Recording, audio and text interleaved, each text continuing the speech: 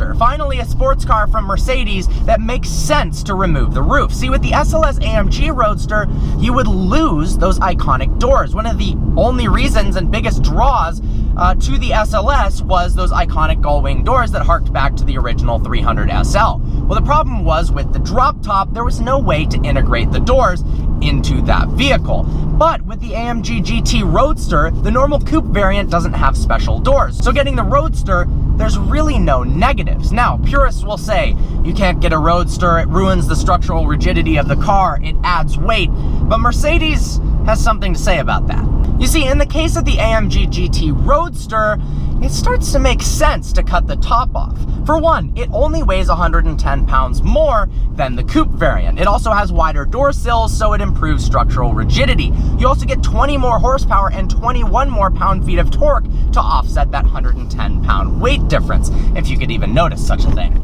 Furthermore, the Roadster borrows components from the AMG GTR that the coupe does not. It has wider wheels and tires, a necessity in a high horsepower rear-wheel drive sports car. There are two variants of the Roadster, the AMG GT Roadster that we are reviewing today, and the AMG GTC. The GT starts at $124,400. It has less power than the GTC. It also borrows components from the AMG GTR, although more of them than it does on this car. It has the rear steering rack from the GTR. It also has active dynamic mounts for the engine and the transmission, as well as an electronically controlled limited slip rear differential. But for people who don't want to spend $157,000 for the base price on that one, this base model AMG GT, if you can call it a base model, will do just fine. Under the long, and I mean really long hood of the AMG GT is a 4-liter twin turbocharged V8. It cranks out a healthy 469 horsepower and 465 pound-feet of torque. It weighs a kind of standard for a luxury convertible coupe sports car, 3,800 pounds, which means 0 to 60 happens in 3.9 seconds. Not bad for a base model. Mercedes' latest and greatest transmission is the 9-speed automatic. However, in this car, it has a 7-speed DCT. We've got healthy, sturdy paddles on the back of the steering wheel. It's got a flat bottom, and it's a little bit flat on the sides of the steering wheel as well. You can get an optional upgraded steering wheel, although this one is perfect.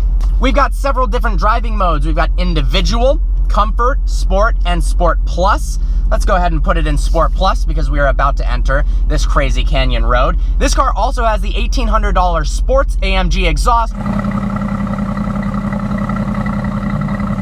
which is not optional in my opinion. Please get it. This is in fact a sports car. It's all about the engine note, and with that 4-liter twin turbocharged V8, it sounds absolutely ridiculous. Now, a lot of people were concerned when they got rid of the 6.2 that the sound would be left behind, and that happened with a lot of companies. Twin turbocharged V8s in general haven't sounded that good from the likes of McLaren and the new Ferrari 488, but this AMG absolutely killed it. Now in Sport Plus, it turns on the exhaust. You can actually turn that off.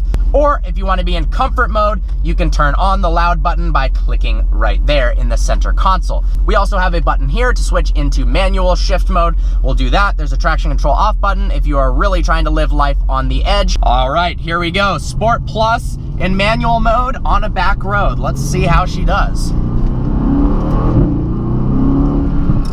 One thing that Mercedes has always suffered from is transmission response with the paddle shifters. You click a button and it waits and goes, oh, I'm a Mercedes, I love luxury, and then it finally shifts. But with this car and the AMG GT Roadster, it is absolutely instant. God, the transmission response is ridiculous. Same with the throttle response.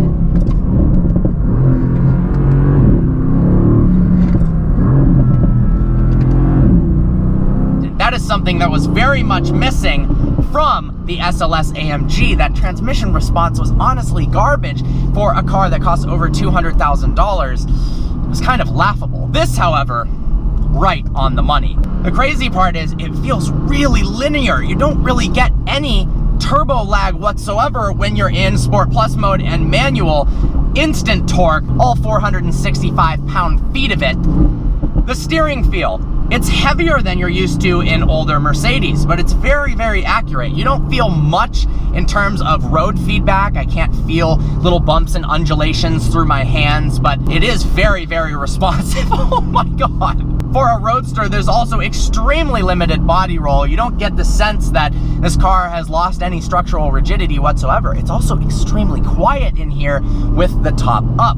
We'll drop the top later in the video and see what that's like. Now, the driving position is pretty unique. You've got such a long hood that you don't get that feeling like you're in a go-kart, a nimble little car where you can place it on the road. It's a little bit more intimidating to drive. The door sills, they're so high up that you feel like you're in this tank almost. Now, it is a very cool feeling. Same with the rear here. You can barely see anything out there. It's a cool feeling, but it's not as confidence-inspiring right out of the bat. Now, obviously, the AMG GTR has proven that despite how long the hood is and how high the door sills are, that doesn't matter. It can still put down ridiculous Nürburgring and any other track lap times. But if you're looking for something that really does feel like it wants to eat up the back roads and you can intuitively push it harder and harder, this car doesn't have that. The 911 Carrera S does. That being said, what a 911 does not have is the flair and the excitement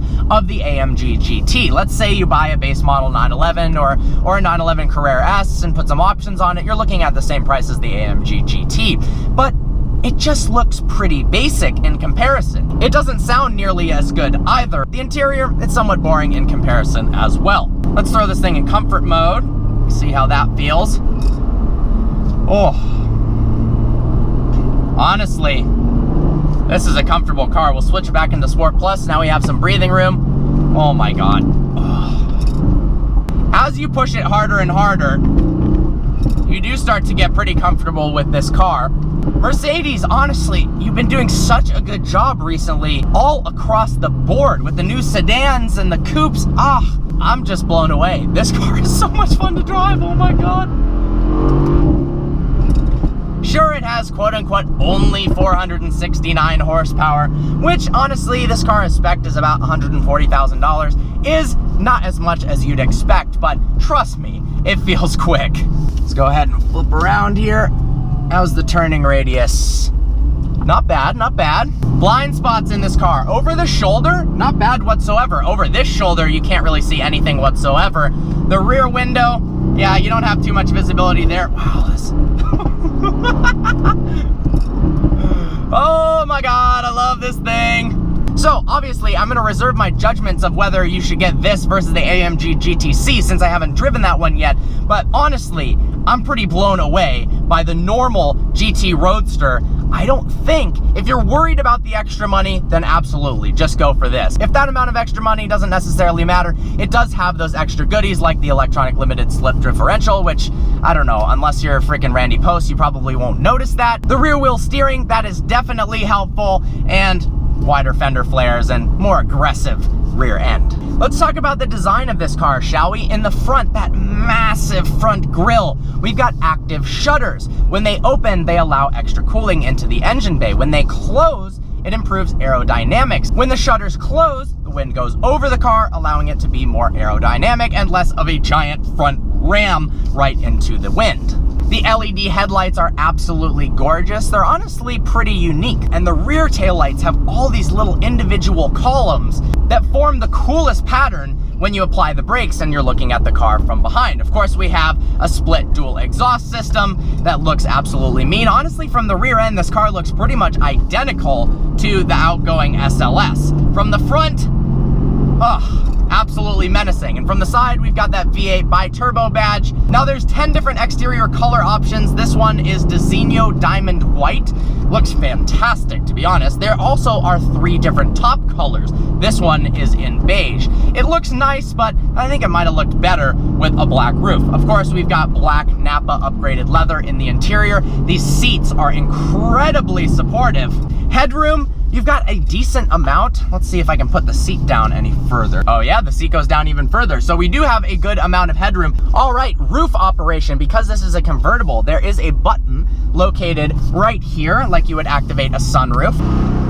This is operable up to speeds of 30 miles per hour and opens in just 11 seconds. My favorite part of this, obviously 11 seconds is stupid quick, is that it is operable up to 30 miles an hour. There is nothing worse than being in a convertible, stuck at a red light wondering, do I have enough time? Because all of a sudden, if it turns green and the car doesn't actually allow you to retract the roof while it's moving, I'm gonna have a giant air brake that might potentially break, and you can imagine convertible top mechanisms are expensive, and you will look like a total douche and an idiot. Let's put up the windows and see.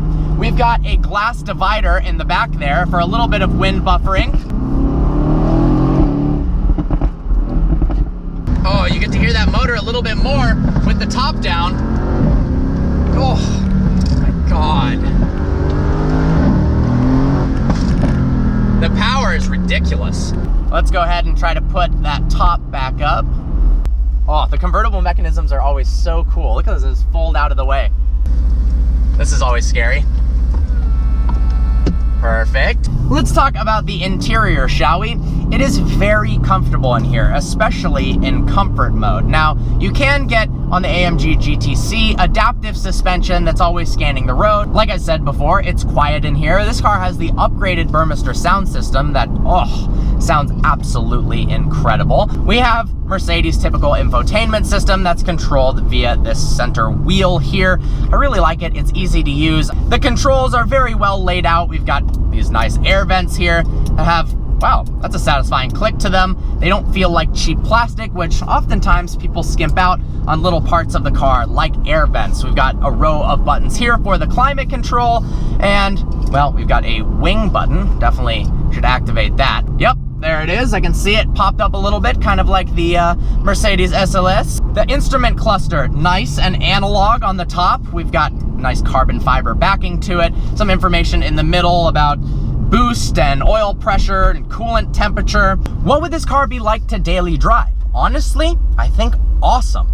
It's comfortable enough. The trunk has plenty of space. It fit my tripod and slider with ease, something that most cars can't do, especially not a 911. See, a 911, it has the trunk in the front, so if you want golf clubs in there or anything that's wide, it won't fit. But in this, because it's in the rear, it fits quite nicely. From a daily driver's perspective, this car passes with flying colors. From a sports car perspective, it is so fun to drive. The brakes are good. You can opt for carbon ceramics, but I don't think you'd really need that unless you really plan on tracking this all the time. It's interesting, the AMG GT lineup for the coupes goes AMG GT, then there's the GTS above that, then there's the GTC above that, which has a little bit more power and borrows parts from the GTR. And then at the top of that lineup, the AMG GTR. For the Roadsters, you have the AMG GT Roadster and the AMG GTC Roadster. Hopefully that's confusing enough for you, because it certainly confused the heck out of me. In summary, strengths of this car, the exterior appearance is stunning, especially that front grille. If you're not a fan of the front grille, I suggest checking it out in person first. The transmission response, they've totally fixed it. It's no longer a problem with Mercedes. Transmission, honestly, is the highlight of this car. The engine, that 4-liter twin turbocharged V8 making 469 horsepower, it's incredibly responsive. There's no turbo lag. It's powerful. It's fast enough to launch the car to 60 miles an hour in just 3.9 seconds. The steering feel has been vastly improved, although not the most communication between the road tires and steering wheel, but it does feel more comfortable in that regard when you're driving it on a daily basis. And lastly, that exhaust. The exhaust is just death-defying. It's incredible. It crackles so much, and it makes me happy driving this car purely because of the exhaust. Oh, nice. I got a little warning there letting me know that somebody slammed on the brakes in front of me. Although I was paying attention, this feature has actually prevented some of my friends from getting into rear-end accidents. And on top of that, Mercedes reliability has been killing it. So if you get a car like this, you don't have to be worried about taking it into the shop all the time. It used to be a problem with older AMGs, especially with their air suspension, but not so much anymore. Well, special thanks for EAG for letting me review this car. I had an absolute blast. And honestly, if you're looking at an AMG GT Roadster, I recommend it. 2 thumbs up for the AMG GT Roadster from Vehicle Virgins. The code for today's video to get extra gravity points, remember, the people with the most gravity points on likegravity.com will win free t-shirts at the end of next Monday. The code is AMG GT. I hope you enjoyed this video. Like always, please browse the channel and subscribe. I look forward to seeing you next video.